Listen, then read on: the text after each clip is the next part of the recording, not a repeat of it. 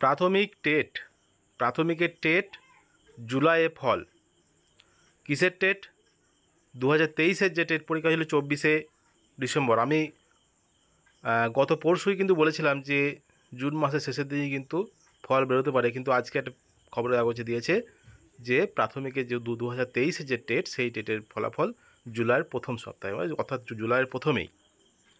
গত বছর 24শে ডিসেম্বর হয়েছিল প্রাথমিকের টেট, এবং প্রাথমিক শিক্ষক নিয়োগের যোগ্যতা মান নির্ণায়ক এই পরীক্ষার ফলাফল জুলাই মাসের প্রথম সপ্তাহে প্রকাশ করা হতে পারে, এমনটাই জানা গিয়েছে প্রাথমিক শিক্ষা পর্ষদ সূত্রে।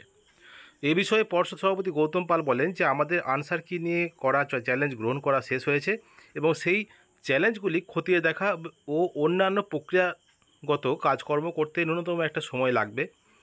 সেই কাজ শেষ হলে যত দ্রুত সম্ভব ফল প্রকাশ করে দেওয়া হবে। 2023 সালের প্রাথমিকের টেট পরীক্ষার্থী সংখ্যা ছিল প্রায় 2,73,000।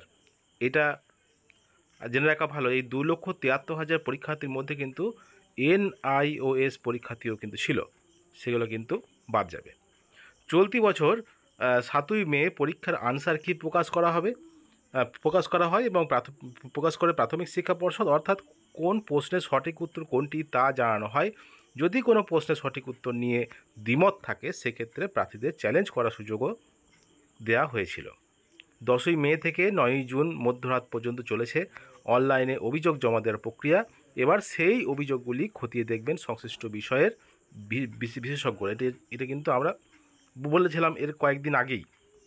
তারপরই প্রকাশ করা হবে চূড়ান্ত আনসার কি। সেই চূড়ান্ত আনসার কির ভিত্তিতেই টেটের ফল প্রকাশ করা হবে। জুলাইয়ের প্রথম সপ্তাহে ফল প্রকাশের সম্ভাবনা রয়েছে বলে জানা গিয়েছে।